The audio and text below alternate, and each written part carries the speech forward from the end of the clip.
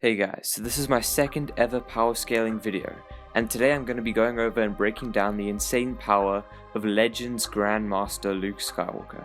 This is obviously going to be almost entirely Legends and EU material, and for those of you who don't know, the EU is basically just the original Star Wars sequels that was made up of books and comics that was made non-canon when Disney decided that they wanted to tell their own stories when they bought Star Wars, which I'm still salty about, but whatever. So this analysis is going to go over his best feats of attack potency, strength, speed, and some of his most powerful abilities. So let's get into it. So for attack potency, probably Luke's best feat of attack potency was when, with a single strike, he broke the being Abeloth's ribs, and also fought Abeloth multiple other times. So to explain why this is so impressive, Abeloth was a mortal woman who became one of the Ones, which are essentially Force Celestials. The Ones consisted of the Father, the embodiment of the Force, the Son, the embodiment of the dark side, the Daughter, the embodiment of the light side, and then Abeloth, who was the Mother. After becoming a Force Celestial, or God, Abeloth became corrupted by the power and turned against her family, and made the Son and Daughter both cower behind the Father in fear of her power. This is very significant, because it was said that the Ones are the fulcrums of the Force. Their very actions determine the fate of the Force, they can manipulate it like no other, and they are able to tear apart the fabric of the universe, just by being there. Now this would sound like universal scaling for them, and thus Abeloth and Luke, however it can be scaled as much more. Through the Star Wars Infinities comic series, it is stated that there could be infinite alternate timelines, and in another Legends book, it is stated that all futures and timelines exist within the Force. So given that the Ones are the centers of the entire Force, and can influence the entirety of the Force, they can also be scaled to multiversal or even multiversal plus, given that they could have infinite multiverses in Star Wars. As a highball, Luke can also be scaled to outerversal due to the Ones, who can manipulate the Force like no other, potentially being above the Bedlam spirits, who created the concepts of form and multiple other concepts, which would make them outerversal. But this is definitely way above anything that he consistently scales to. Also, a lot of people might say that Luke only scales to Abeloth's avatars and not her true form. However, he did actually battle her very Force essence beyond shadows, and even one of her avatars was able to tank a blast from Luke's son, Ben Skywalker, while he was in a state of oneness with the Force, which gives a Force wielder full access to the power of the Force, which can easily be scaled to universal, and the avatar only moved back a couple of centimeters. Also a side note, Luke's lightsaber is a direct reflection of his Force power, meaning that contrary to popular belief, it isn't just a plasma sword and scales directly to his attack potency.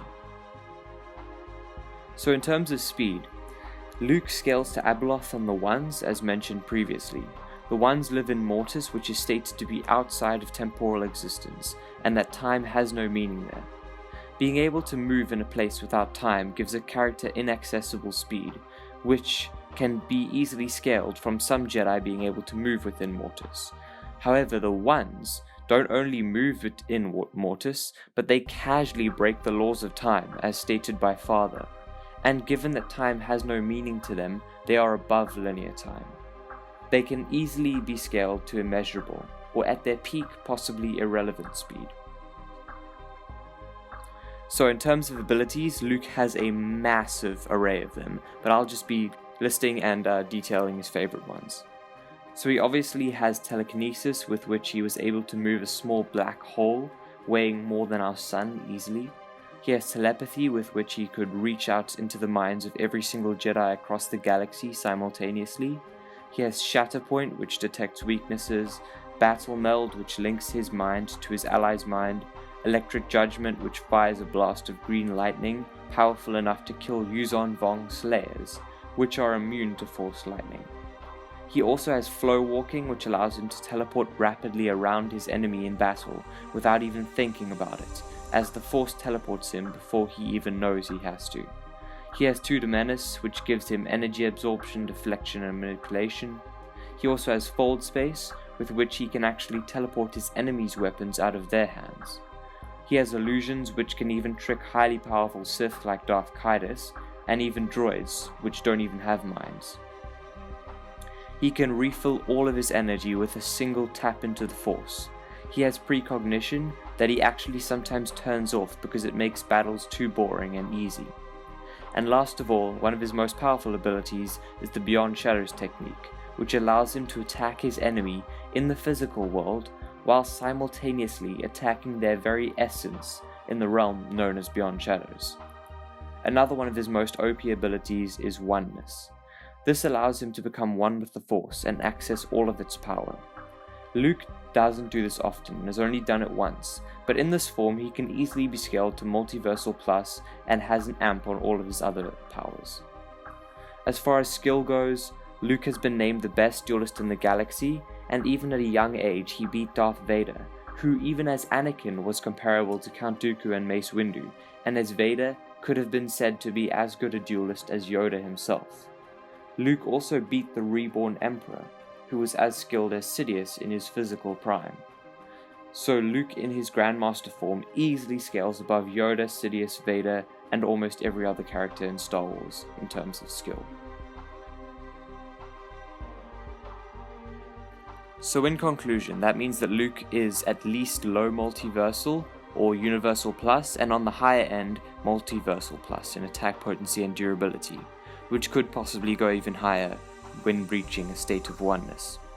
He has at least inaccessible speed, but more likely immeasurable speed and possibly even irrelevant speed when accessing oneness, and has abilities powerful enough to take on almost all the foes he might meet.